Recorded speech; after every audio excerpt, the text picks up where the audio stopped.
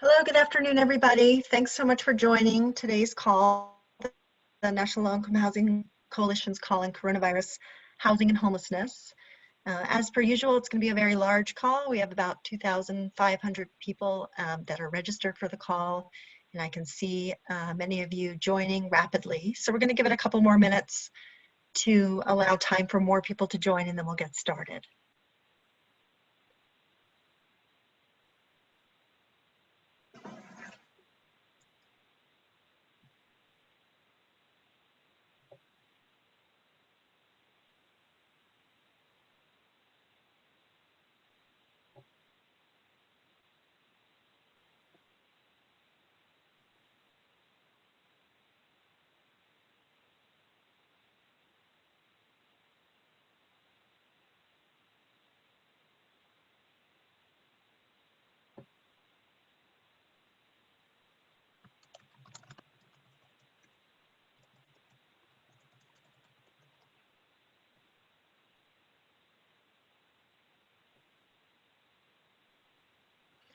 Hi, everybody. It's Diane Yentel from the National Low-Income Housing Coalition. Thanks for joining. I'm just going to give it another 1 or 2 minutes for people to join since we have such a large call today. So we'll get started in just about a minute.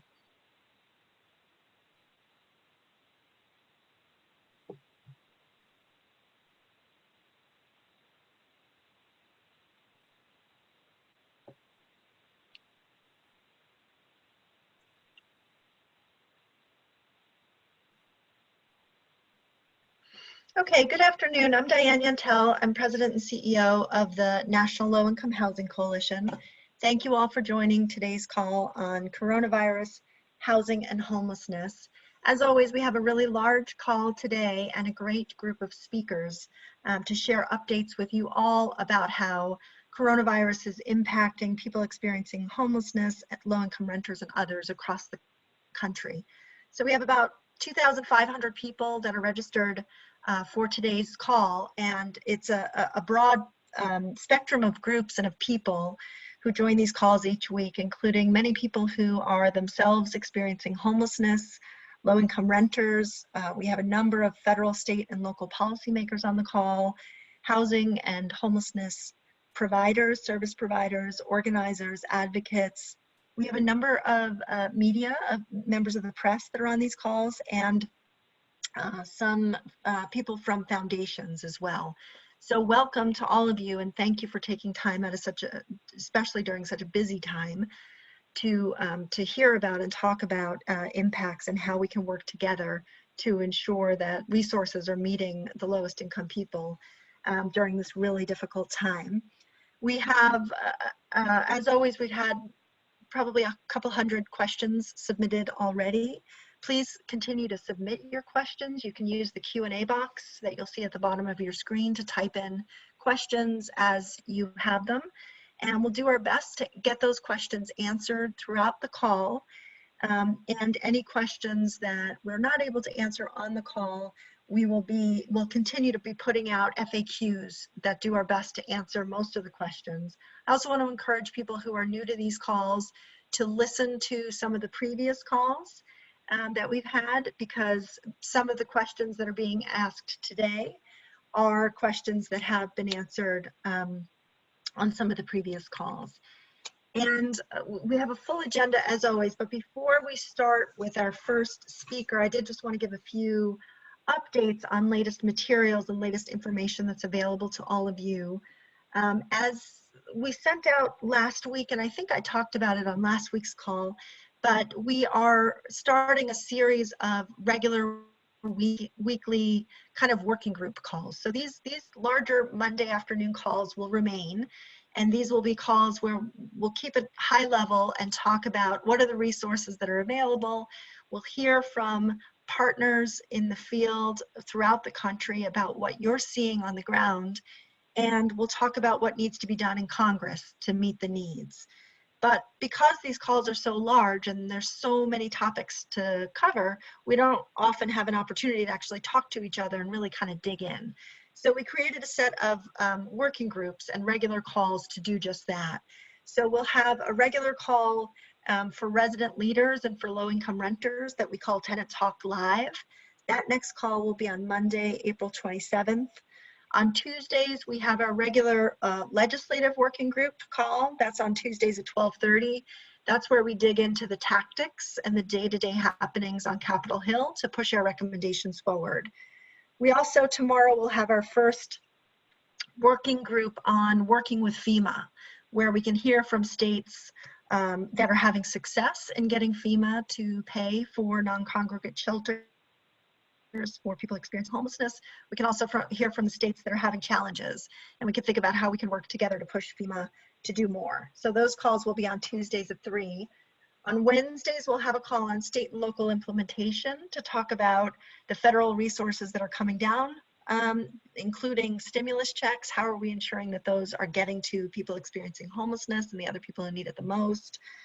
Unemployment insurance, HUD funding, how are we making sure that that's being used for rental assistance, and also to track new state and local resources. So those calls are on Wednesdays at 3.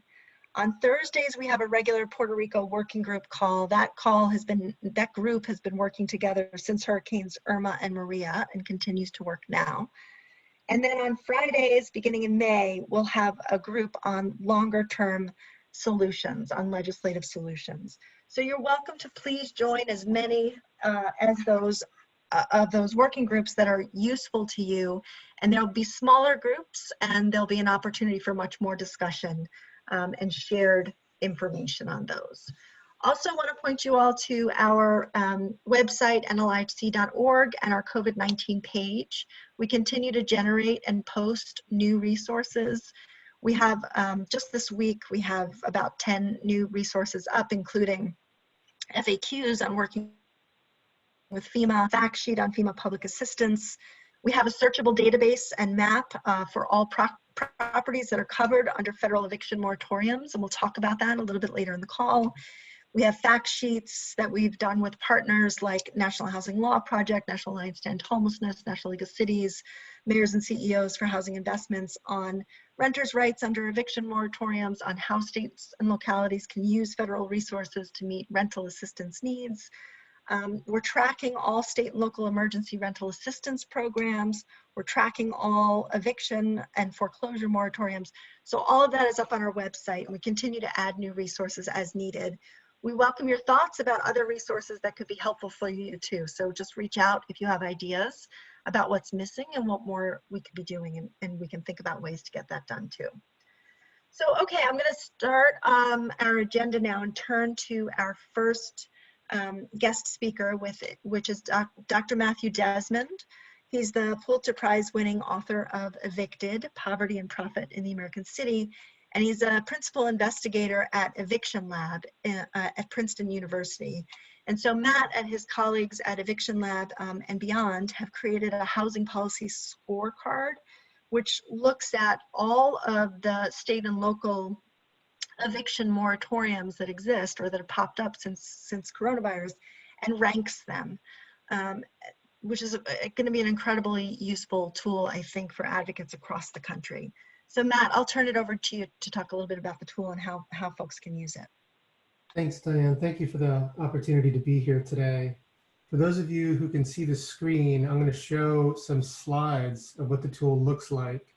For those of you on the phone, this tool was posted this morning, and you can go to evictionlab.org, just our website, evictionlab.org, and there's a link at the homepage that will get you to this tool. So before COVID struck, about 300,000 evictions were filed in America every month, according to our best estimates. And the folks on this call know that eviction has a really negative effect on people's lives. Now it has a negative effect on spreading the virus. If our vaccine is to shelter in place, then securing a stable home is essential to addressing this public health crisis. So how are states responding? This is kind of what we wanted to dig into. And so we looked through thousands of documents, and thousands is a correct and operable word there. And we called dozens of advocates across the country, many of whom are on this call. And when I say we, this has really been a collaboration between the Eviction Lab and Professor Emily Binfer at Columbia Law. And Emily's work has really been the foundation for this scorecard that we put out. And we wanted to try to distill this massive information, often very complicated and technical, into something that everyone can get their heads around. And we think we've given it a shot. So can you pull up the next slide? Thanks. So this is what the tool looks like at the very beginning. And you'll see we've given each state a 5-star rating. These are the best states in the country according to our metrics: Delaware, Connecticut, Washington, and Nevada. Next slide, please. But there's a lot of states on the very bottom of our rating system. Places like Georgia, Ohio, Oklahoma. Colorado was awarded 0 points. Many states have enacted very few protections. And states that often are considered renter friendly, like California or Washington, D.C., for example, were only awarded 2 stars. And I think that what you can see just from the first glimpse is, this is a tool that allows us to compare states in a very digestible way to see which states have the strongest protections and which ones still have a long way to go. Next slide, please. If we look at a state that has relatively strong protections, in Connecticut, for example, you click on it, you can kind of get deeper into our metric. And we've decided to kind of split out an evaluation of state protections along 5 categories. The first 3 are shown here: the initiation of the eviction, the court process, and the enforcement of the eviction order. These 3 have to do with the 3 stages of eviction: property owners filing eviction, the court processing those, and law enforcement officers executing those. These kind of make up a big chunk of what you see in those stars. Next slide. The 2 other slides are also related, but don't have to do with the eviction process directly. So we have a category called short-term supports, which are things like a foreclosure moratorium, utility disconnections, which we pay attention to, but aren't in our rating system because not all states have the authority to regulate the utilities. A grace period to pay rent after the emergency declaration is lifted. Connecticut is the only state in the country, according to our research, that has something like this. And then advocates around the country, when we showed them early mock-ups of this tool, said, we need more on tenancy preservation measures. Things like, what are we going to do when the moratoriums lift and tenants have 2-3 months worth of arrears? We need response there. Can we think about legal counsel for tenants who are facing eviction because of COVID? Can we think of limiting rent raises? That might seem extreme, but you'll remember after Hurricane Katrina and even after the financial crisis of 2010, rents went up in a lot of parts in the country. So we took that information and we put it into our tool, making it more of an aspirational tool. 21 metrics go into this and are distilled into these 5 stars. Next slide. If you click the link View Full Report on each state, you get kind of a detailed information about each state, a little paragraph that opens it. And then if you scroll down, next slide, you get kind of a quick definition of every point that we've kind of used to create our metric. Next slide. I want to draw your attention to 2 parts on this tool. On the bottom arrow, there's a little link that says, see a full list of executive, legislative, and court orders. This is a place where you can go to see Emily's database of all the legal information that we've collected from all 50 states. So if you really want to get technical into that material, you can by clicking on each state's link here. And then on the above arrow, resources for tenants. We really wanted this website to be a place where tenants can go to get a clear view of what rights are available to them. And after getting kind of that sense, they can click on this link, next slide please, and they'll be sent to a website called Just Shelter, which I developed a few years ago, which is kind of a catalog of community organizations all around the country that are focused on housing issues. If your organization is not represented in this map, there's a link that allows you to kind of click on and get it up there. Next slide. There's a detailed methodology that we've posted. You can get into it. Long story short, We put more emphasis on the initiation of the process, because if you limit initiation, you also limit other parts of the eviction process. And we put more weight on the tenant preservation measures, what states are doing to keep tenants in their home during, but also after the moratorium lifts. If you think this is a useful tool, please consider it circulating it widely. We wanted to give tenants a new tool they can use during this time of confusion and uncertainty. And we wanted to give advocates and policymakers a blueprint for creating bold and effective policy. Our information is on there if you want to reach out to us with feedback. And if you're with the media, we have a press contact as well, which is just press@evictionlab.org. So thank you. Great, thank you, Matt. I think it's a really important tool that you all have created. So thank you for your work on it and the work of your colleagues on it. I think especially having the moratoriums themselves to allow for people to kind of dig in and to figure out in states where maybe they don't have one yet, or they have one that's insufficient, that they can have a tool for, you know, what exactly specifically they can be pushing for. So we do have a couple of questions for you that have come in. One asking to what extent undocumented people are protected by the moratoriums that you've reviewed. It depends what stage in the process I think we're talking about. If you have a moratorium on eviction initiation, then that would cover all renters, including undocumented renters. Do some property owners have an incentive to execute an informal eviction with undocumented families? This is something I saw in Milwaukee when I was researching Evicted. But I think that if the policies are broad enough, they should cover all the renters, at least when it comes to the formal eviction process. Okay. And have you looked at Puerto Rico, and what have you found there? I don't think we've looked at Puerto Rico yet.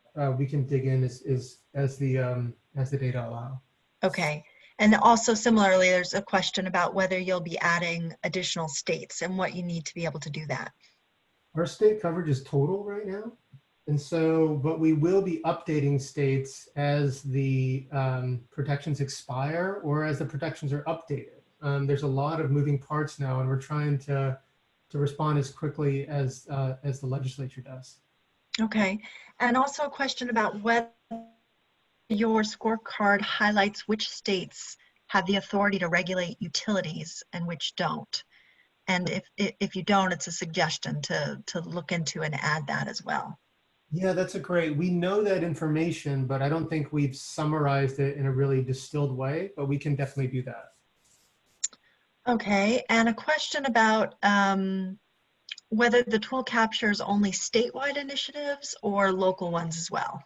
It only captures statewide, and there's a few reasons for that. One is just people hours, you know, and just the massive amount of work we dedicated to this, and so I think that a next step, and I'd love if someone on this call could pick this up and do this, is to really dig into the local. But you know, the other comment or the other decision behind that was not just pragmatic. It was also it had to do with something else, which is, you know, if you look at California, you know, California's moratorium gives a lot of discretion to individual municipalities, which is great if you're in a place like San Francisco. But if you're a renter in a place like Vallejo or other cities that haven't responded with the kind of protections that the big cities have, then you're kind of in a lurch. And we wanted to shine a light on not just cities like Philadelphia and DC and New York, who are incredibly important, but also get a lot of attention, but also the risks that renters are facing in places that often are overlooked in the larger media landscape. Yeah. And actually, I think the person is in California who asked that question, just noting that there are a lot of local moratoriums in California. So to your point, maybe that's something that someone else can pick up and do the tracking and the deep dive into the local moratoria across the country as well. There's also a question, I'm just going to ask you one or two more because we won't have a chance to get to all of them, but there is a question about whether you have a sense of and whether and how you plan to track the number of evictions that are continuing despite the moratoriums. We're working on a tool right now that tries to track live evictions. But you know, the country's not set up for this. We don't have the data infrastructure that allows us to see evictions nationwide as they respond to a crisis like this. The tool that we're trying to develop would cover several states and several cities, but it's very far away from national coverage. And that's just the state of data infrastructure in the country right now when it comes to looking at evictions. And this is why bills that we talked a lot about before the crisis, like the Eviction Crisis Act, was really important for trying to make that data federally funded and supported. Mm-hmm. Yeah, and just to say, Emily Benfer, who I know worked with you on this as well, she wrote in the Q&A that for Puerto Rico, it's in the full spreadsheet, but not the scorecard. And another person is requesting that you look into eviction rates in the U.S. Virgin Islands. Okay. And then I think the last question I'll ask for now is, this is actually a different topic.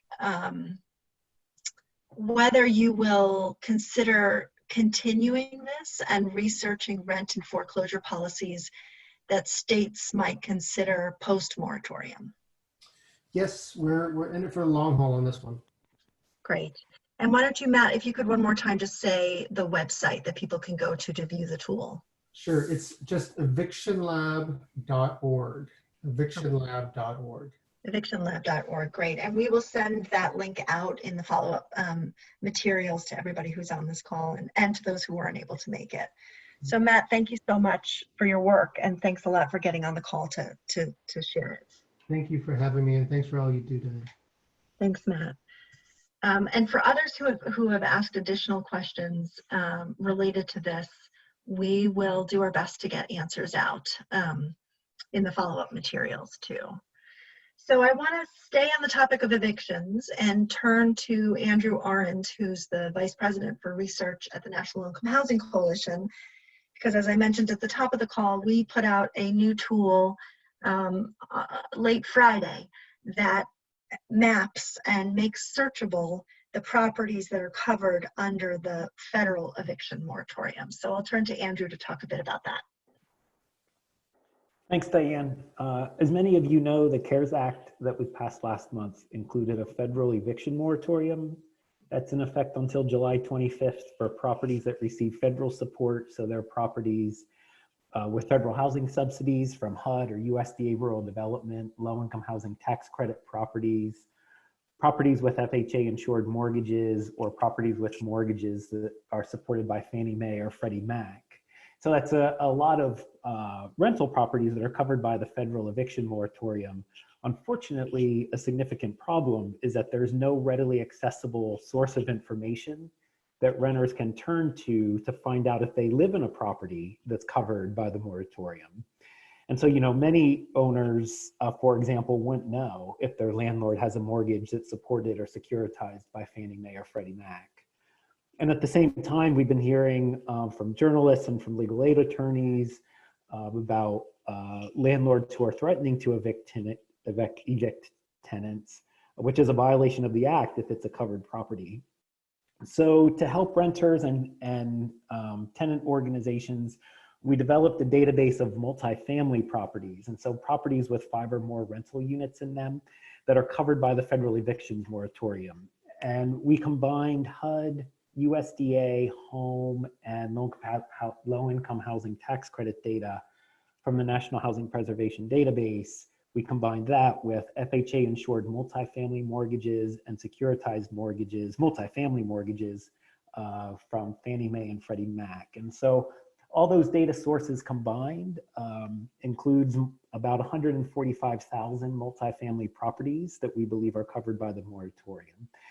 And for those of you who can see the screen, we have 2 ways that you can search the database. One is we have a table that you can search by zip code or city, and it'll filter the table and give you the results. Or you can switch to a map, and you can either zoom in to your area that you're interested in, or you can also search the map by zip code, city, or county. You can also put in your address as well. There's the only information in the database is project name and address and the data source on where we got it from, because so it tells you why it's a covered property. And if you want to go to the next slide, I just want to point out that the database is by no means complete or comprehensive. Due to data limitations imposed by Fannie Mae and Freddie Mac and just the lack of information, we don't include single family or small rental properties that include from 1 to 4 rental units. And so we focus only on multifamily properties. And not all multifamily properties are included because there are some mortgages not securitized by the GSEs that, you know, they would be covered under the federal moratorium. We just don't know which properties they are. And so they're not in the database. And so this database was a first step to try to make it easier for renters to know if they live in a covered property. If your property is not listed, it may still be covered. We just don't know. And if it is covered and a renter is being threatened with eviction, you know, they should contact legal aid. I just want to point out the website. Well, one other thing I want to point out is if you're having issues with the site locking up at times I've run into issues with it, but other people have been fine with it. But if it does lock up, you can clear your browser, and that seems to help. If you have any questions about the data or have any problems, you know, feel free to reach out to us. There's 2 email addresses. You can email me, arend@nlihc.org, or the easier email to remember is just email research@nlihc.org. And that's it. Great, thank you, Andrew. There's a question on what percentage of multifamily properties does this cover? That's a good question. We're trying to figure that out now. I think it would be somewhere between, you mean, let me back up. How many, what percentage of properties the database covers? Yes. Is probably about, just looking at the total of counts, is probably somewhere between like 50 and 60% of them. Mm-hmm.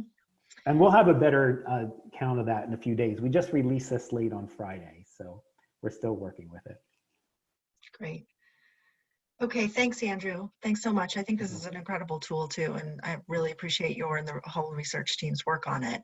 There were a couple other questions here that I'll briefly answer related to the single-family rentals and how to get at those. And I'd share that. So we have been having a number of conversations with FHFA, with Fannie, and with Freddie, encouraging them to get these data out in an accessible way as soon as possible. And they are working towards something. It's unclear what time frame they'll have something out. And it's also unclear when and how they'll release those single family properties. We've been pushing to say that, you know, those single family rentals, especially the ones that are owned by some of the larger corporations like Blackstone or others, those are the properties, those are the renters that are most at risk of being evicted despite the moratoriums. So we've really been pushing them to make those data public and available as soon as possible. But for now, they are not public and we don't have access to them and don't have a recommendation for how to get them for the person who was asking. Okay, so,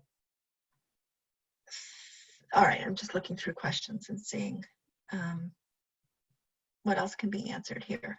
All right, so thanks again, Andrew. And we're gonna turn now to Elayne Weiss from House Financial Services Committee. So we invited Congresswoman Maxine Waters, who's the chair of the House Financial Services Committee, to join our call today.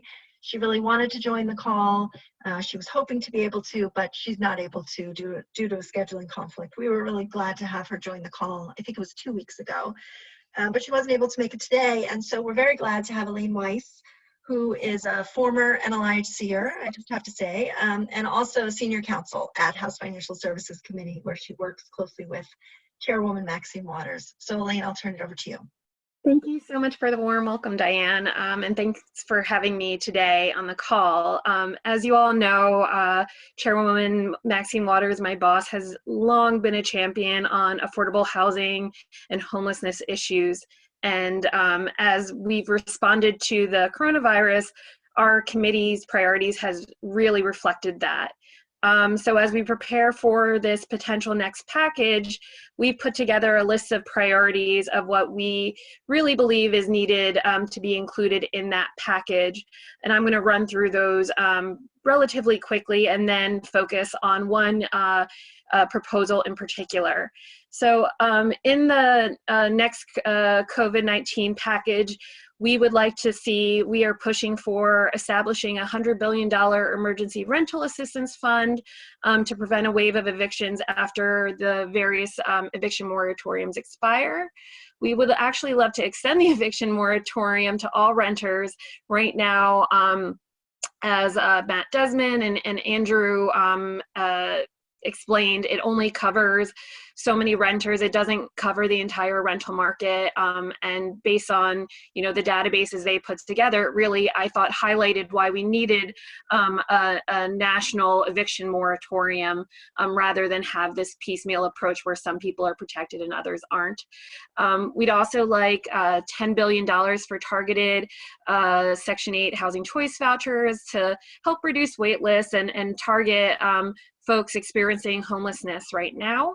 We'd like to see an additional $11.5 billion for homeless assistance, $700 million for the Rural Housing Service. Unfortunately, there was no funding provided in the CARES Act for rural housing. We think that's an oversight. $297.5 million for fair housing enforcement. We think this is really important, especially given some of the stories that we're hearing about people being discriminated against or being sexually harassed because of what is going on.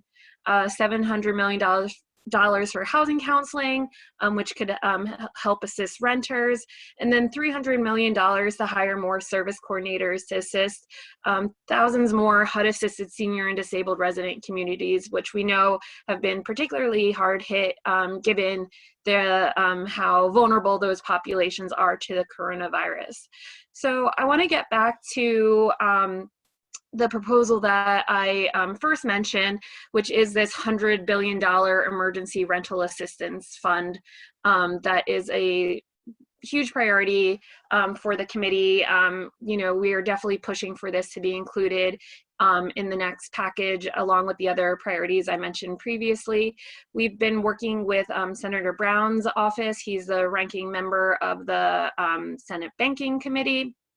And so what this proposal would do, it would authorize $100 billion for an emergency rental assistance program that would provide temporary rental assistance for renters who are experiencing financial hardship during the COVID-19 pandemic. The program would generally utilize the framework of the Emergency Solutions Grant Program, which is an existing homeless assistance program, in order to facilitate the efficient and effective distribution of funds through an existing program infrastructure. And I know I'm preaching to the choir here, but you know, I think what Matt and Andrew highlighted was that there's a real need for this rental assistance, given the fact that the eviction moratorium or the various eviction moratoriums don't cover everybody, and people are already struggling to pay their rent. We know that even if you are protected by this eviction moratorium, you still are going to owe that back rent. And when these various protections expire, we're worried that there will be a wave of evictions, you know, a couple of months from now, when people will owe, you know, months worth of rent that they were not able to pay because they've lost their jobs due to the coronavirus. We're very concerned that this could increase homelessness and housing stability. We are worried that, you know, as Matt Desmond said, that having an eviction on somebody's record will hurt their chances for getting into housing in the future. It could impact their credit rating. So we definitely see a need for this rental assistance program.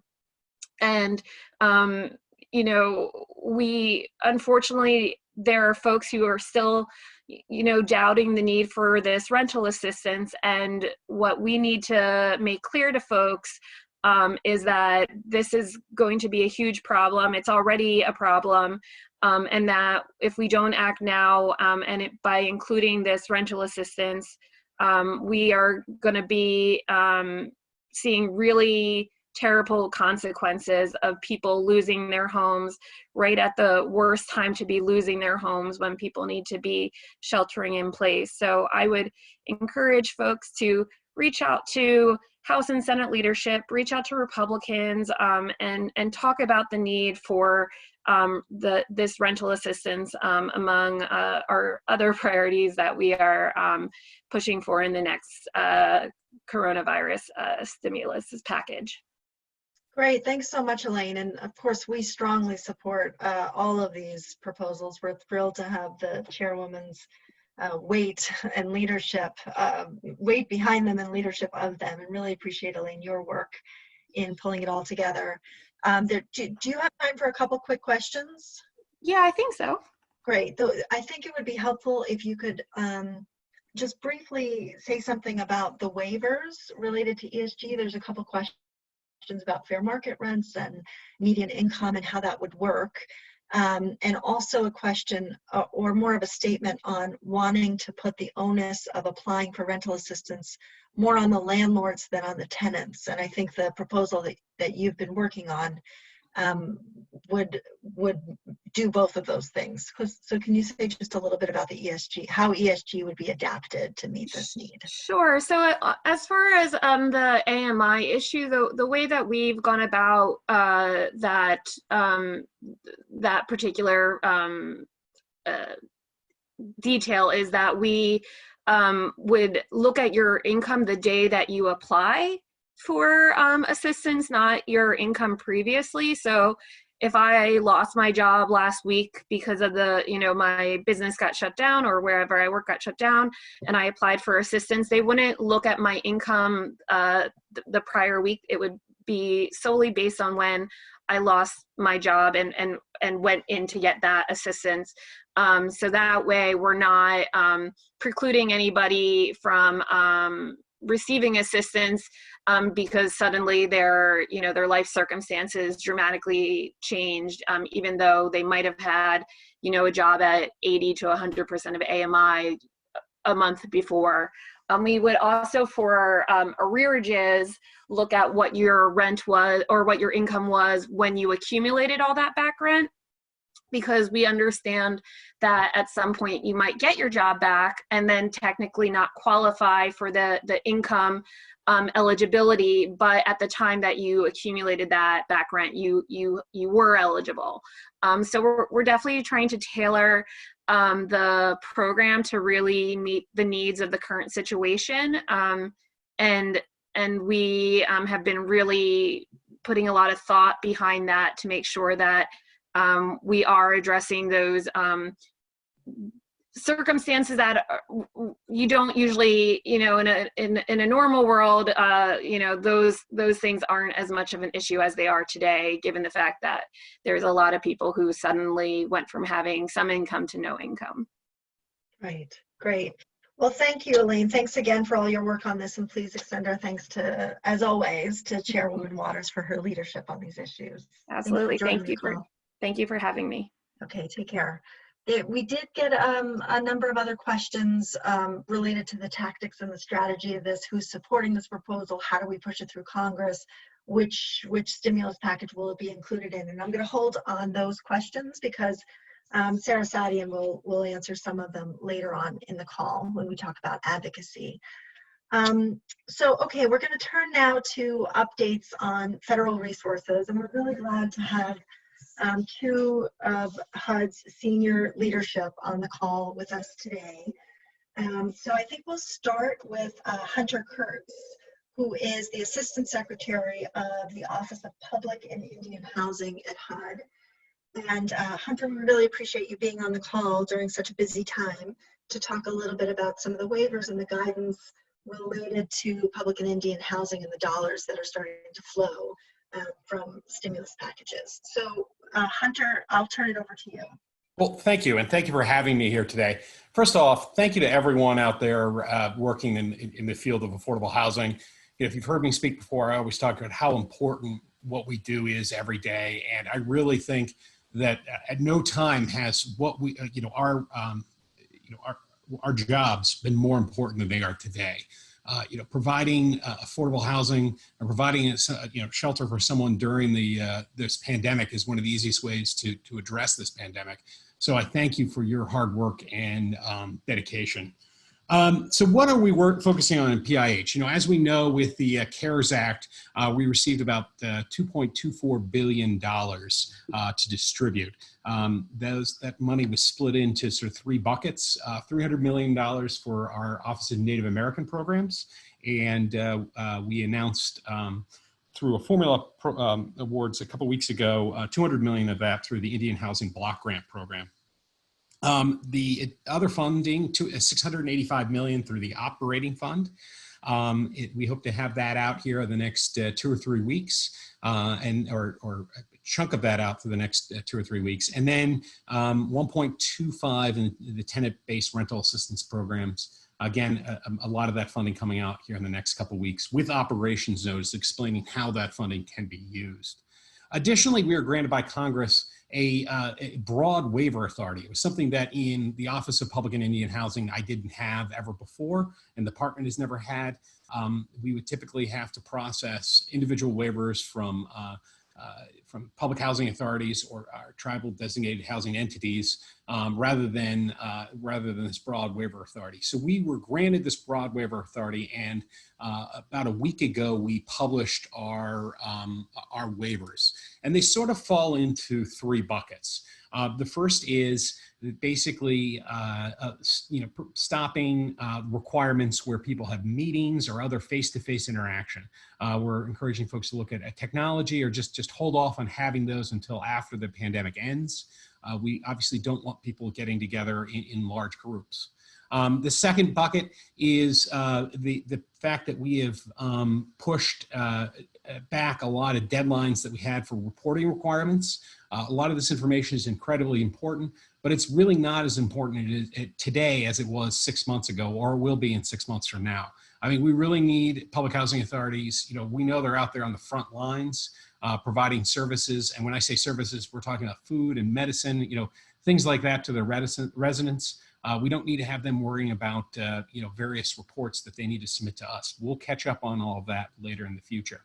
And then the third one is a little more specific, but it's still think is incredibly important, is the fact that we've allowed for sort of a pause on housing quality standard inspections in the Housing Choice Voucher Program.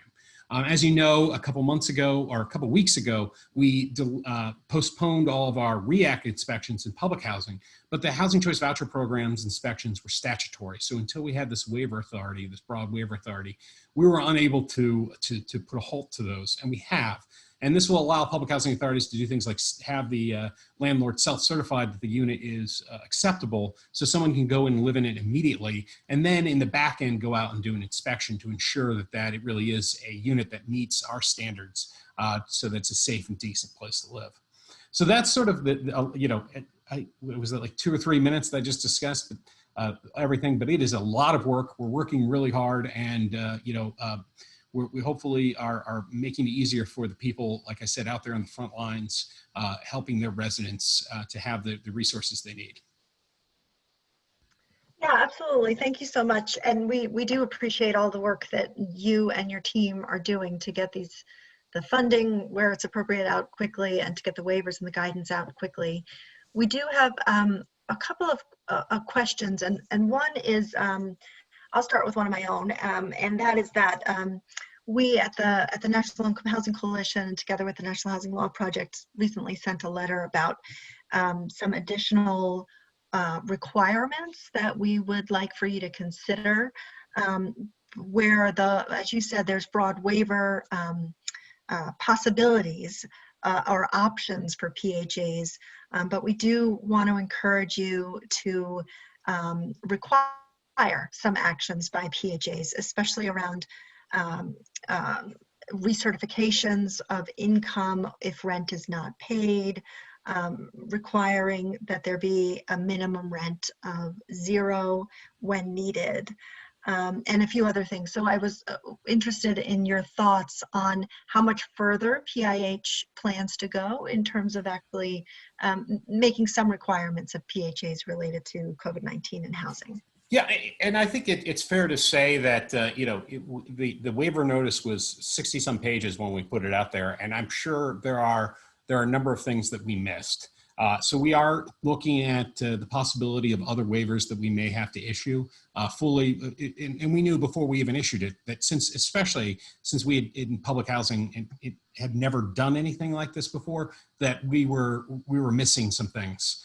So yeah, we'll definitely take a look at that and consider it. And right now we're really just focused on trying to get the next step, which is the funds out. But we will definitely take a look at another round of waivers, and we'll consider the recommendations you sent us in that letter. So thank you for that. Mm-hmm. Thank you.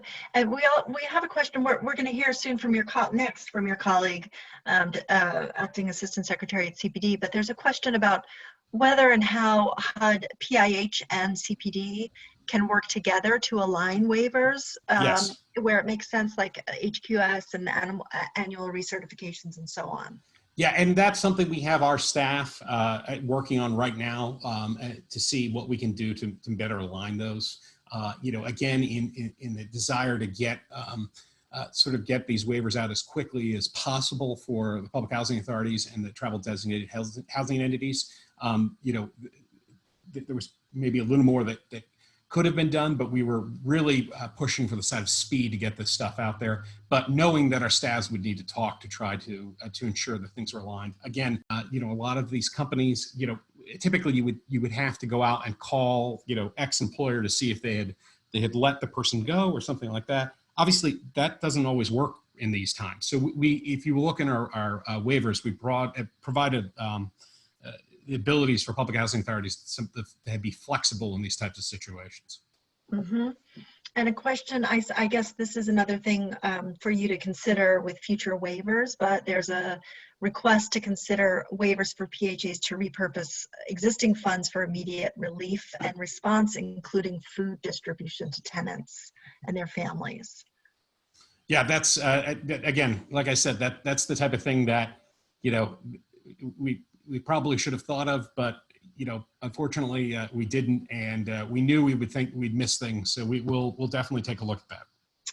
Great. Let's see. I already spoke about the minimum rent. There's another question there. We're urging HUD to waive the minimum rent requirement. There's so many questions coming in, so I'm just trying to get the ones that are most appropriate for you, Assistant Secretary Kurtz. So I guess one final question that I'll ask is what, if any, additional oversight HUD is planning related to troubled PHAs during the pandemic? I'm sorry, you broke up there. You said something oversight for, and then I still heard PHAs. I didn't. For troubled PHAs. Yeah. Yeah, I mean, at this point, we're trying to ensure that public housing authorities, like I said, a lot of these, they're on the front lines. So we want to ensure that they, we don't want to come in with talk about various, steps they need to take to ensure that they are, filling out forms correctly or have the correct management structure. We want to ensure that they're out there, providing the services to these residents right now. That doesn't mean that we're not going to continue if we find a problem, that we're not going to do some sort of enforcement or monitoring action. It just means that we need to give folks a little bit of slack right now as they try to deal with very pressing life and death needs. Yeah, we obviously we will, once we start to come out of this pandemic, we'll begin to work with our troubled public housing authorities to address any corrective actions they need or other things they need. But right now, the main focus is how we can support them, like we were talking about, food, medicine, basic needs that the residents need to ensure that they, like I said, it's a life or death situation. Right. Okay, well, thank you so much again for your time and your work. We are getting a lot of other questions, but mostly recommendations for additional waivers for you to consider. So we'll compile those, That'd be great. send them to you, and That'd be great. appreciate, and would appreciate just the continued back and forth that we've been having over the last few weeks. As we get questions, we'll share them with you and your staff, and know that you'll work to get them answered through the FAQs, or if not there, to share them with us so that we can share them with the network. But yeah, and just to point out, we are planning on releasing another set of FAQs here in the next few days, so be on the lookout for those, and hopefully we'll answer a number of questions that we've been also getting just independently. So hopefully some of those maybe even will be addressed there. But thank you so much for having me. I appreciate it. Great, thank you. Take care. You as well. Thanks. I'm going to turn now to John Gibbs, who is Acting Assistant Secretary for Community Planning and Development at HUD. So he can similarly talk about some of the waivers and guidance and funding allocations that are within his world in CPD. So Assistant Secretary Gibbs, I'll turn it over to you. Thank you, Diane. I am John Gibbs, Acting Assistant Secretary for Community Planning and Development here at HUD. I want to thank you for having me on this call, and thank everyone on this call today for all the work you're doing on behalf of those who are in need, both on a regular basis as well as during these extraordinary times due to the crisis we are facing. It is because of your hard work that we are going to prevail. And for those of you who work in the area of homelessness, your dedication to housing, sheltering, and reaching out to individuals and families experiencing a housing crisis is critical under normal circumstances. And now, in the midst of the COVID-19 crisis, homelessness assistance providers across the country are really working hard to provide a vital lifeline to people experiencing homelessness, especially those who are at an increased risk of suffering due to complications from COVID-19. To answer that, we have been given by Congress $4 billion for our Emergency Solutions Grants Program, and we are working very hard to make sure that our grantees have that and are able to use it very effectively to meet the needs of their community.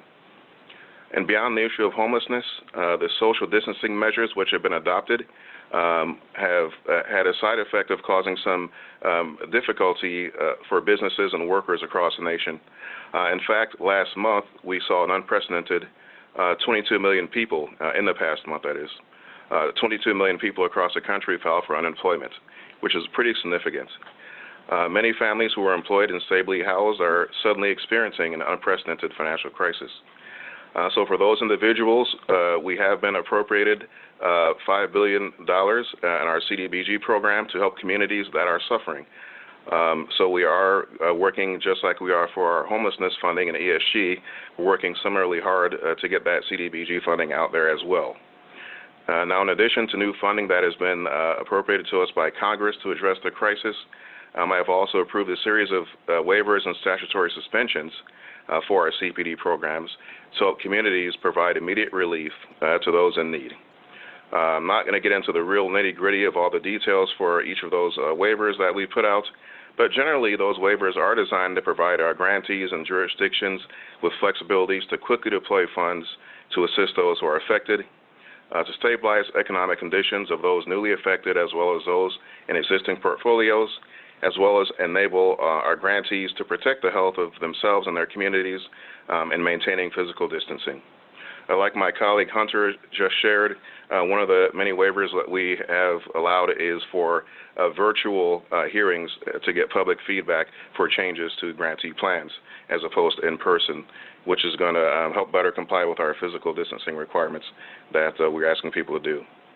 If you want to see all the details of the waivers that we are putting out and other guidance for our grantees, whether it's related to homelessness or our block grant programs, do go ahead and check out HUD Exchange, which has quite a huge wealth of information on it for you there.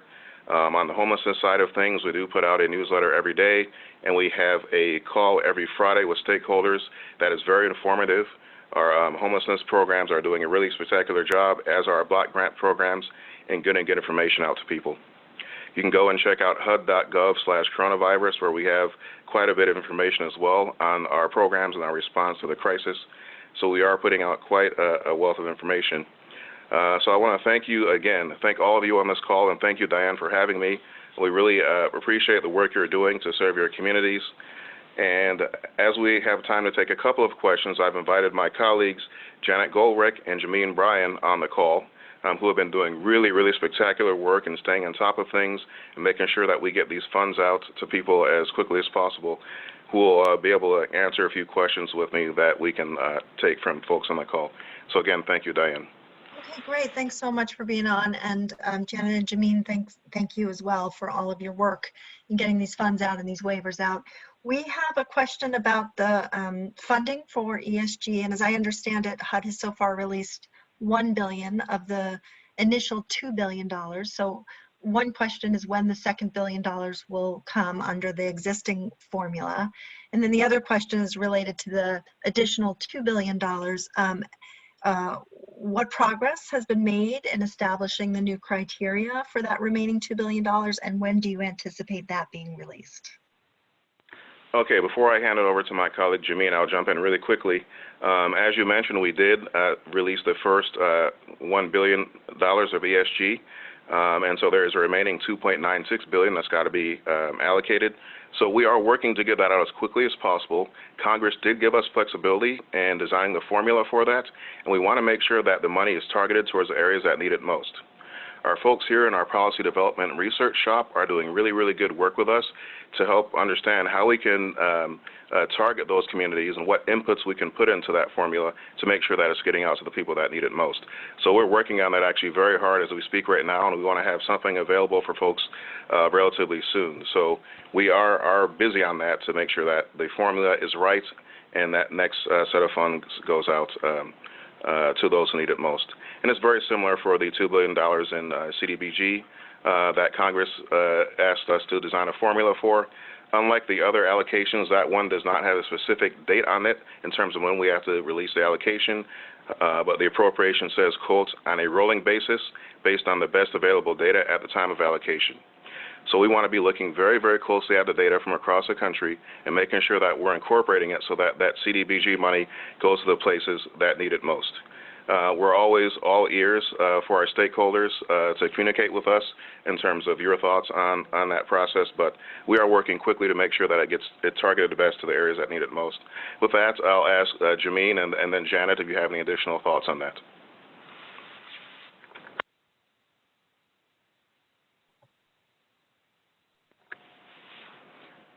Okay, Jameen, it looks like does not have any. Janet is good. So I think that's it for that question. Thank you. Okay, great. No, that's very good. Thank you. There's a question here about, well, there's a number of COCs noting how difficult it is to come up with the match requirement in this climate and asking that it be waived, but I believe it was waived in the CARES Act. Is that right? Jameen, do we have you on? I would have to check to see if the COC match requirement was waived. I know that the CARES Act dealt a lot with ESG, but yeah, that is something. I believe it was, but we can double check, and or you can send us that assurance, and we'll send that out afterwards. Okay, I will. I also wanted to ask about CDBG waivers. There's a lot of urgency and interest in using the CDBG CV funds for rental assistance. And we know that the funds can be used for that purpose, but I think there's a lot of jurisdictions that are reluctant to do so until they hear that directly from HUD. So wanted to see if you are planning on sending out some guidance specifically around how to use the CDBG funds for rental assistance and when you would be doing that. I'll have my colleague Janet tackle that one. Good afternoon, everyone. Yeah, so we are aware of the interest of rental assistance. As you know, there is the ability to use the emergency, what we call emergency payments for up to 3 months. We are looking at that as to whether we will extend that and for how long, and then put out guidance accordingly. We have been, I think, as you all know, have been putting out guidance on HUD Exchange. We do have the ability here, unlike CDBG-DR with the disaster money, jurisdictions do have the ability to go forth, plan, develop, go out with their plan, and keep moving toward being able to get funding out the door very quickly without a Federal Register notice. And so we have been putting a lot of guidance out on the HUD exchange. So we will either be doing that, or we are also expeditiously doing a federal register notice. I would like to thank everyone. We've been getting a lot of great questions that really have helped us craft this notice to make sure that we try to address as much as we can, but also to provide a lot of clarifying information. As you all know, there's a lot of overlap in the different programs that the federal agencies are offering, and we want to make sure that we are not duplicating benefits or, in fact, not addressing the needs that are out there. So stay tuned. It will either be Diane through guidance on the HUD exchange or, in fact, the federal register notice, because we, as I said, we are expediting that. Great, thank you, Janet, and glad to hear that you're considering extending the ability for jurisdictions to use the CDBG funds for rental assistance. We would encourage that be extended as long as possible and no less than up to 6 months. So I'm glad to hear you're considering that. Thank you, and we'll look for that guidance. As I said, people really want to use these funds for this purpose, but are reluctant to do so until they hear directly from HUD. So encourage you to get that out as soon as you can, knowing how hard you're working on doing so. Dan, I believe Jamine's audio may be back on now, so if so, we can have her address the question on match. Yes, Jamine, are you there? Okay, I thought we did, but looks like we perhaps. We might have some technical difficulties. Okay, but I that the match was waived for ESG. Okay, great. So, right. Mm-hmm. Right, okay, so just confirming that match was waived, and so the CLCs don't need to come up with a match requirement for the ESG funds. Great, okay, well, again, I really appreciate your time. I appreciate you getting on this call with your colleagues, and thank you for your work on this. We'll continue to share the thoughts of this large group about additional waivers that we think are needed. And, you know, again, as I said with Assistant Secretary Kurtz, really appreciate the back and forth that we've been having with you and your staff. Appreciate your willingness to hear the suggestions and incorporate many of them. So we'll continue to have that dialogue. And thank you again for joining the call today. Thank you, Diane. Please be in touch at any time. Thank you. Okay, so now we're going to turn to a segment that we have each week on lessons. What are we learning about some of the federal resources? We're working with federal agencies to meet the really urgent needs on the ground. So last week we started to talk a little bit about working with FEMA. We heard from Richard Cho at the Connecticut Coalition on Homelessness about ways that they have been able to get FEMA to fund non-congregate shelters for all people experiencing homelessness. We know a lot of states are working with FEMA in similar ways. We're hearing some states getting more expansive approvals from FEMA than others. So we want to share what's working in states where it is working, and then we want to help the other states figure out how to get to yes with FEMA.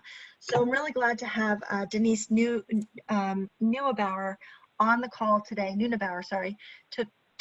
who she's the executive director from North Carolina Coalition to End Homelessness, and they are one of the states that has been able to get a pretty expansive yes from FEMA. So Denise, I want to turn it over to you to talk a little bit about how and why you got there. Thanks, Diane. So North Carolina was one of the first states to receive this approval from FEMA for non-congregate shelter to provide sheltering alternatives for North Carolinians with no other safe place who need quarantine or isolation locations, specifically in response to COVID-19, or if they're just at high risk for severe illness. So, you know, I think we crafted the request, our state crafted the request really around this unique feature of this disaster. We had actually tried for non-congregate shelter after Hurricane Florence. And so we had some folks at DHHS and emergency management who had some experience. We dusted off some of those letters, but what was really different here, we were not successful after Hurricane Florence, and that's, I think, you know, what's really different here is just this the fact that this congregate settings pose a risk to health right now. So normally, you know, we are always working to move people into housing. We don't think that shelter is a place where folks should be for long. So we're always trying to move folks out of shelter, but for right now, sheltered situations and unsheltered situations really pose a unique risk to one's health. And so we're really looking at this non-congregate shelter mostly as a hoteling or moteling strategy, looking at some dormitories. It's really about helping folks, you know, comply with CDC guidelines. Obviously, you know, this is the crowd that knows it's hard to stay at home when you don't have a home to stay in. So we're really coming at this from two different main goals. One is to protect highly vulnerable people. We know that people experiencing homelessness often have underlying health conditions. Just the nature of experiencing unsheltered homelessness really actually increases your age in a lot of ways and your risk. And so we're coming at it just really wanting to protect people in the settings that they're in, but also we're wanting to help do our part to flatten the curve, to make sure that we're slowing the spread and that we're protecting those healthcare resources. And I think that piece is really what helped make our request successful with FEMA, that this is really about that overall public health and protecting those healthcare resources, which is of course much larger than just the population that we're working with. So we are preparing for waves of infection. We know that we'll need to follow some form of social distancing until there is a vaccine. Again, our ultimate goal is to move people into permanent housing. And so we're working with that as we put people in these non-congregate shelters, which again is mostly looking like a hotel or moteling strategy, mostly looking at facilities that doors open to the outside. But we know we really want to use that strategy for as short of a time period with individuals or households as much as possible as we move people into permanent housing. So we're looking at exit strategies from those hotels directly into permanent housing. North Carolina, unfortunately, is no stranger to disaster. So we had some experience both at NCCH and at the state. We worked with the Department of Health and Human Services and the Housing Finance Agency to create the Back at Home program after Hurricane Florence. That program uses a rapid rehousing model, and we plan to use that model with the Emergency Solutions Grant funding that's coming and looking at other possible funding streams as well. That's an important piece of combining it with this non-congregate setting ask. So we because we're plugged into a little bit of the disaster response world, we found out actually that California was applying and it was looking promising. So we alerted our partners at the state that FEMA public assistance for non-congregate shelter might be an option on March 24th.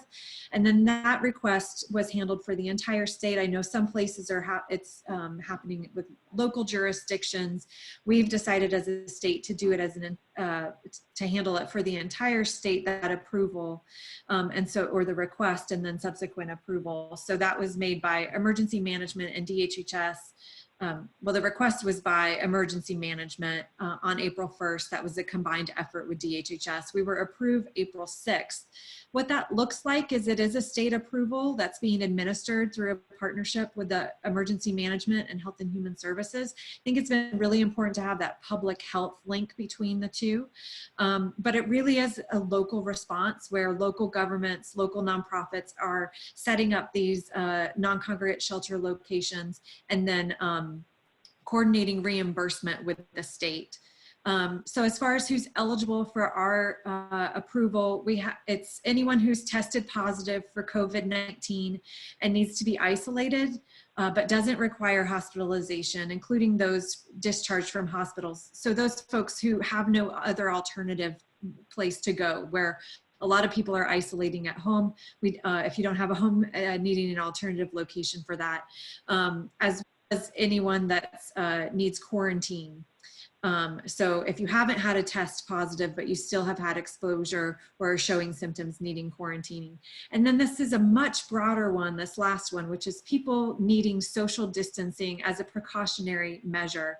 That it lists specifically as determined by public health officials, but particularly for high-risk groups such as people over 65 or with underlying health conditions. But really what we're seeing here is that this is actually an ongoing decision about which homeless individuals are eligible. We saw it start out as a smaller, narrower group, and that's starting to really grow into, we actually had one shelter in Durham just move the entire shelter into a hotel, labeling everyone who's in these congregate settings as living, you know, just the sheer setting of it is a health risk itself. And so I think it's particularly important to be working with those public health officials to make sure that they're really giving the case as to why this is a public health need. So moving forward, the Governor's Interagency Council on Coordinating Homeless Programs is working on the COVID-19 Response and Recovery Plan. We've just launched that planning underneath the council. I'm co-chairing the committee with Erica Ferguson, who's the Director of Healthy Opportunities at our DHHS. We're organizing things in two areas. This crisis response, which is where this non-congregate shelter fits under. It's really about making current homeless settings safe, both sheltered and unsheltered locations, and then creating this other option. And then the other area is really housing stability. And I think you can't really separate these out, but housing stability, knowing that we have the immediate need of keeping people safe, and part of keeping people safe is preventing them from losing their current housing, diverting people from homelessness or moving people out of homelessness into housing so they can follow social distancing and hygiene guidelines to reduce the spread. More information on non-congregate shelter. We did, I know California and North Carolina, we were on a HUD SNAPS office hours, April 10th. If you Google April 10th, HUD SNAPS office hours, that presentation will come up with more details around how to interact with FEMA, how to do the request. The National Alliance to End Homelessness has had a similar webinar. Sounds like you guys at the National Low Income Housing Coalition are gonna have more information in a webinar on that. I definitely point everyone towards that. And then the easiest way to find out more information on North Carolina is to Google North Carolina non-congregate shelter. You'll see our approval letter from FEMA that has those eligible populations and all of the details of how we're running it there. Great, Denise, that's such good, important work that you're doing. Thank you for your leadership, and thanks so much for sharing really helpful tips with other states that haven't quite gotten as far as you all have with FEMA. I think it's really interesting that you first started this process in North Carolina after having heard that California was working with FEMA, but you ended it with a far more expansive agreement with FEMA and what FEMA is willing to pay for than California did. I think you might be the only state or one of only 2 states that has an agreement for FEMA to pay for that, as you said, really expansive category around people needing social distancing, which is excellent. And you know, the more we can help other states get to that with FEMA, the better. Well, they'll have the resources that they need. And I think the tip that you shared is really important, just to call it out again, because we've heard it from many states that, you know, FEMA doesn't view this as a matter related to homelessness necessarily. For them, it's a matter of public health. And the more that the requests are framed within that language of public health, the more successful I think we'll be with our requests. So thanks again, Denise. Really appreciate your time and your work. Thank you. And I also just want to remind others that tomorrow afternoon at 3 o'clock, we'll have our first working group call on working with FEMA to, again, dig in more to what's happening in different states and how we can get better alignment and more resources from FEMA in all states. So please, if you're interested in this topic, please plan to join that call tomorrow at 3 o'clock. And also, again, to point to our website and some of the materials that we have on working with FEMA, including a toolkit on working with FEMA, an FAQ, and a couple of fact sheets that will be helpful for you. So I'm going to turn now to our field updates, and I'm excited to hear first from Brian Wilson, who's with the Alaska Coalition on Housing and Homelessness. So Brian, I'll turn it over to you. Yeah, thanks, Diane. So hi, everybody. My name is Brian Wilson. I'm with the Alaska Coalition on Housing and Homelessness, here to give a very brief update on how things are playing out way up here in Alaska. So Alaska's always had unique challenges. You know, we're a remote location. We're over 660,000 square miles in size. we have an extremely limited road system where most communities are only accessible by either boat or plane. So in some ways, though, those challenges have bought us a little extra time. Given our remote location and lower population density, the spread of COVID-19 has been slower than what we've been seeing in our lower 48 communities. But that being said, we are starting to see confirmed cases pop up in our more rural hubs, particularly starting this last week. And this is an extremely dangerous situation for several reasons that I wanted to share. For one, most of our communities, access to a hospital or ICU is a plane ride away. Some lucky communities can reach a neighboring hospital via snow machine while snow is still on the ground or rivers are frozen, but those days are coming to an end soon. And to add to this challenge, last month, one of our major air carriers, Raven Air, claimed bankruptcy due to less passengers on their flights and halted all operations, which really eliminated a lifeline for some of our communities. And so we're working through those challenges.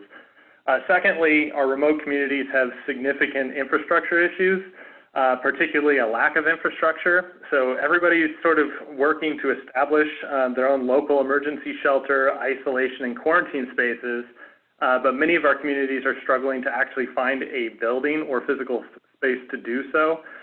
Some communities have even been having conversations about how their only realistic option may be assistance from the National Guard if or when COVID makes it to the region.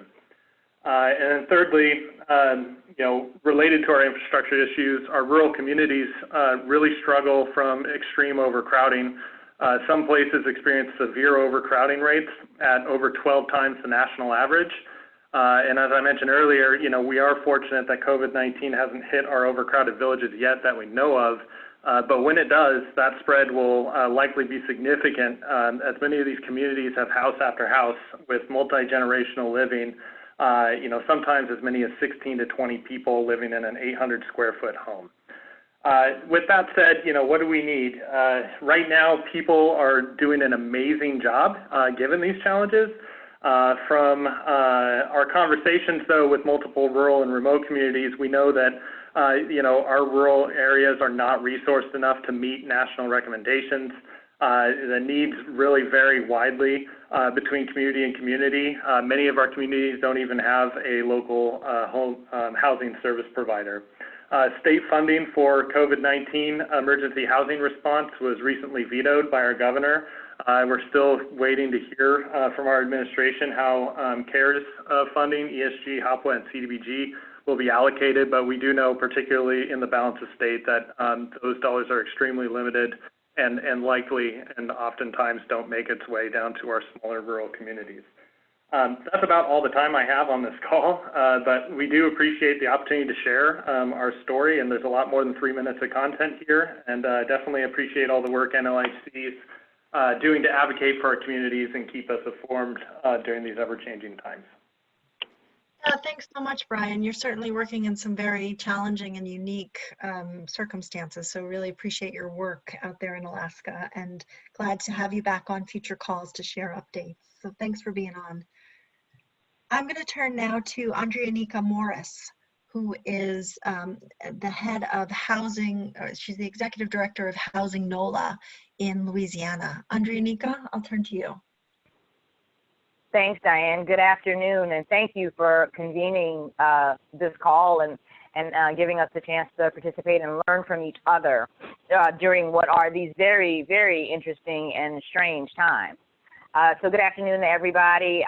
As Diane said, I'm Andrianica Morris with Housing NOLA. I'm in Louisiana, which is has been for quite some time the infection capital of the world. Unfortunately, we've been starting to see some reductions. That rate is no longer climbing, which is good.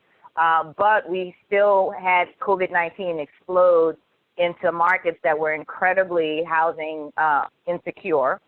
In New Orleans alone, 63% of our renters were cost burdened on March 1st, and 43% of our homeowners were cost burdened on March 1st.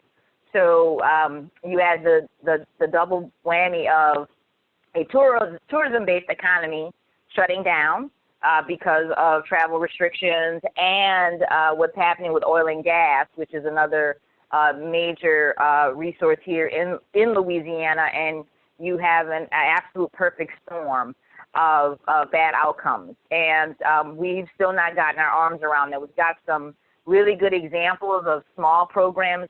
We've even gotten support from National Low-Income Housing Coalition on some pilots to help with the homelessness. The city and state have gotten together and opened one of the first hotels in the country to the homeless.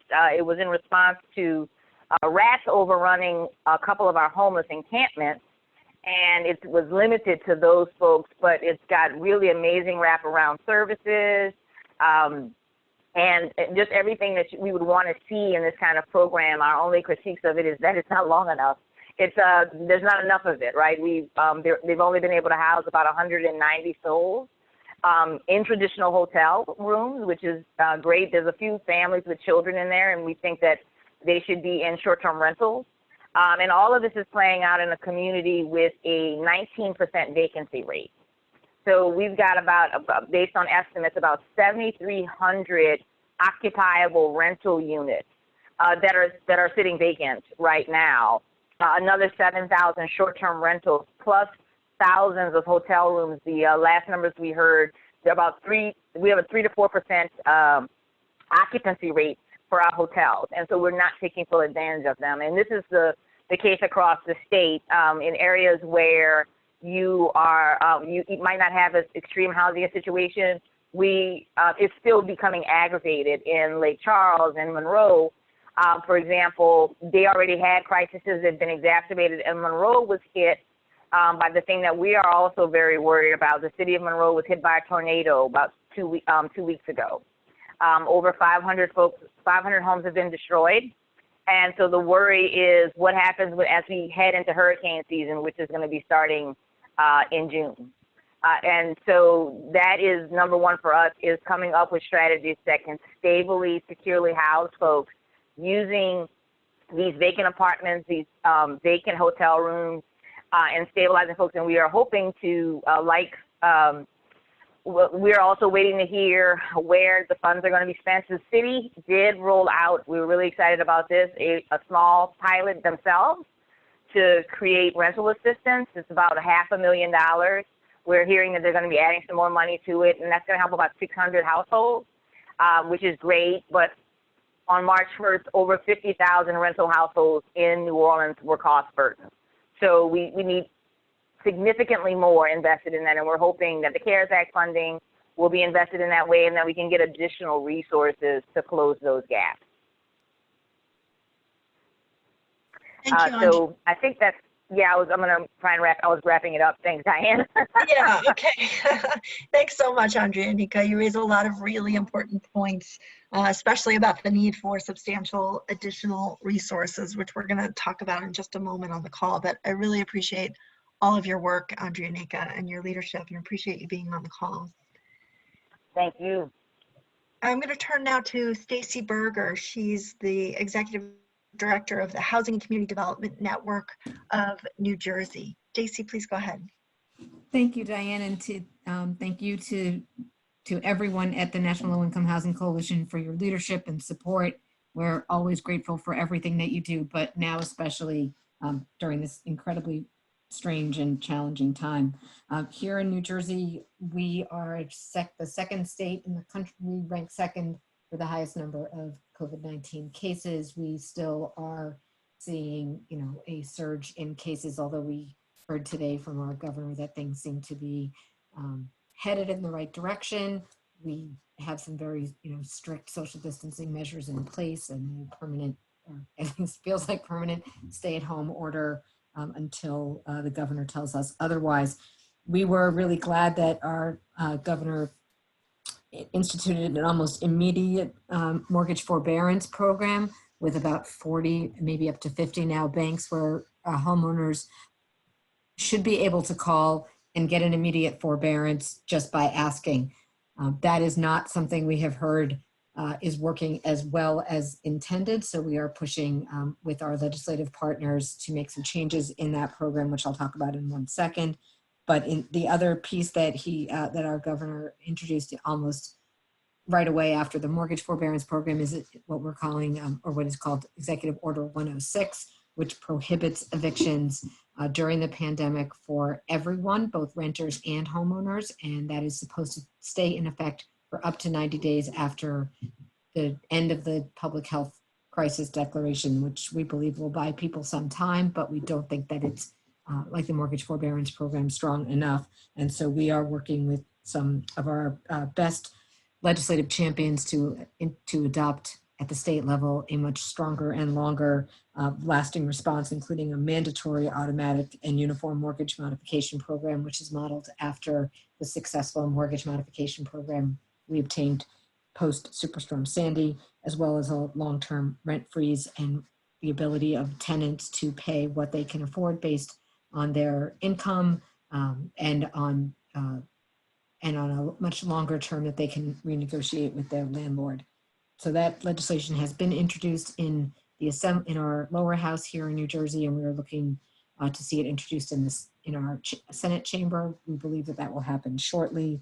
And then we will have to do what we always do, which is organize and mobilize and advocate to get it adopted and enacted. But we are working with a large coalition of fair housing advocates, nonprofit community developers, and tenant organizations to build public support for the legislation.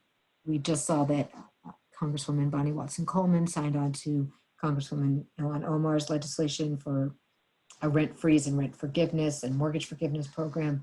And we were particularly struck by the idea that there could be a fund to purchase non-congregant housing, similar to what my colleague in North Carolina was just describing, where we could purchase hotels and motels with dollars to keep people safely housed for as long as possible.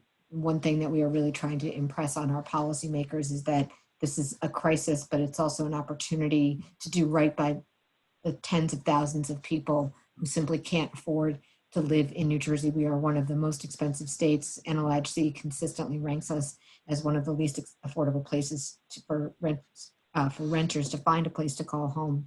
And so if we can do more than just pay landlords in the short term and really use these resources to make more permanently affordable homes for lower income people, we should be doing that. We are working with our homeless service providers, as many of you are, and many of you have already described, to make sure that they have resources. We're grateful to NLHC for making additional resources available. Just two other quick points. Our state housing mortgage finance agency announced last week that they'll suspend rent increases at all of their eligible properties within their portfolio, which is about 36,000 rental units. So no rent increases for those renters. We hope that we can do more there as well. And last but not least, our largest city, the city of Newark, has agreed to spend about $6 million of its own dollars to address housing and small business needs in the city itself from folks impacted by COVID-19. Thank you, Stacy. Really important work that you're doing. I really appreciate your leadership in all the areas that you're covering throughout the state, all the issues that you're focused on. Thanks so much for being on the call today to share these updates. Thanks so much for having me. So I'm going to turn now to Sarah, who's going to talk about Sarah Sadian from National Low Income Housing Coalition. She's VP for Public Policy, and she's going to talk about the latest updates from Capitol Hill and success we're having and needs we have to push our policy recommendations forward. Sarah, please go ahead. Great, thanks for having me on. I wanted to give a little bit of an update about the smaller package that is working its way through Congress right now. We've heard that congressional leaders in the White House are really close to a deal. This is a smaller package known as C3.5, or it has other names too, but it primarily focuses on the needs of small businesses and hospitals. It includes $310 billion in forgivable loans for small businesses under the Paycheck Protection Program after the first $350 billion ran out. Democrats were able to get about $60 billion of those funds set aside for small businesses owned by minorities, women, and people in rural areas. These resources are also really important for affordable housing providers who might be eligible to use those funds to cover their payroll expenses, debt service, and other operating costs. So nonprofit housing providers should look into whether or not they are eligible and try to seek out those funds if they're able to and if it makes sense for them. Other funds included in the bill include $50 billion for economic injury disaster loans through the SBA. NLHC has a fact sheet on both of these loan programs and grant programs that we can share after the call so folks can see if it makes sense for them. And the package also includes $75 billion for hospitals. Unfortunately, the bill does not include any additional resources for housing and homelessness, and it does not include other Democratic priorities, including money for state and local governments and for additional food assistance. Democrats were unable to get that through the negotiated package, but Republicans did say publicly and otherwise that those funds need to be included in the next coronavirus relief package, which is expected in the coming weeks or so. In a way, that's a good sign because Republicans are acknowledging a future bill, but of course, we can't be guaranteed that a package like that would pass. For this smaller bill, any bill that happens between now and when Congress returns, it needs to pass through a unanimous consent in the Senate. And there seems to be broad support for this package. They expect it to be able to get through the Senate unanimously. The House, on the other hand, they're expecting that some conservative Republicans will vote against it, which means that House members will be brought back to DC as soon as Wednesday morning for a vote on this smaller bill. Right now, House members aren't allowed to vote by proxy or remotely, and so that's not an option for them for this bill. In terms of the broader package, that will have to happen, as I mentioned before, when Congress returns to DC, House and Senate, likely the first week of May at the earliest. We continue to be pushing for additional resources for homeless assistance grants, for emergency rental assistance, for a broad national uniform moratorium on evictions and foreclosures, but we need a lot of help to get that over the finish line. We've gotten a lot of pushback from Republican offices who are questioning whether or not these funds are needed and want to wait to see how the first round of funding in the CARES Act goes out to cities and states before they enact another large package. Democrats are largely coalesced around these asks. There seems to be a lot of support, but we need to make sure that we're also reaching out to them too, so that this is higher on their list of priorities when it comes to negotiating with Republicans. And so whether you live in a district with a Republican or Democratic representative or senators, it's incredibly important for you to continue to reach out and let them know what your needs are on the ground. Our highest targets include congressional leaders like Nancy Pelosi and Chuck Schumer, Senator Schumer from New York, as well as Republicans on the Banking Committee and Appropriations Committees, as well as Senator Portman and Young, who have in the past been very active on housing, and we need them to be active in this space right now too. So just encourage you guys to continue to reach out, and we'll keep in touch with you as things progress here in DC. Thanks, Diane.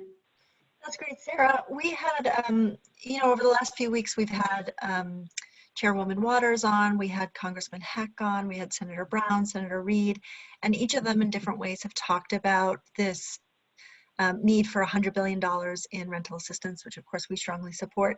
I think there's a little confusion from people about, are there bills, are there actual bills and bill numbers that people can be weighing in on? Or why don't you say a little bit about how this all comes together and how best people, when they reach out to their member of Congress, what they should be saying or could be saying? Yeah, that's a great question. Right now, all of our priorities are included in a package that Maxine Waters, as chair of the Financial Services Committee, put together earlier this year and was included in the House Democratic proposal. It can be a little confusing because there are multiple bills out there that address similar issues. I think instead of focusing on the bills, it's much more important to talk to your members of Congress about the need to address housing and homelessness, because we've heard that If those funds are agreed upon, congressional leaders will turn to Maxine Waters about which is the best way to do it and what's the best vehicle for that. And so really the important thing is not a specific bill, but the urgent need for housing and homelessness resources. Right, perfect. Thanks, Sarah. And same in the House and the Senate, of course, with Senator Brown, Senator Reed, and in both cases, it may not be that they're actually introducing legislation for the $100 billion in rental assistance because Congress is technically not in session, but that they're announcing it or they're sharing their intention to focus on it. And so just would underscore what Sarah says, that not in this case over these next couple of weeks to focus less on specific bill numbers and focus more on the need and the asks, the big recommendations that we've been pushing forward. And so for that too, you can go to our website at nlhc.org and you'll find the policy recommendations, and we'll share that with you as follow-up to this call. And just would remind everybody again about the upcoming calls starting this week, the working group calls, starting tomorrow with both the legislative working group and the working with FEMA working group. And we'll share with you again links for how you can register. We welcome everybody to join. Again, we're hoping that those can be more conversational and discussion and peer sharing and strategizing. So we welcome you to join, and also please continue to check our website where we're churning out new resources as quickly as we can to be helpful to you, all of you in your work. And when you all have questions about either the things you've heard about on today's call or things that are happening in your community, share them with us. And we're doing our best to get them answered and to put out FAQs on all of the issues that are arising. So again, thank you all so much for all of your great work in your communities and for working with us to push Congress to provide the resources that are needed for the lowest income people. Appreciate you joining today's call. Look forward to talking more throughout the week and again on next week's national call. So thank you all. Take care. Goodbye.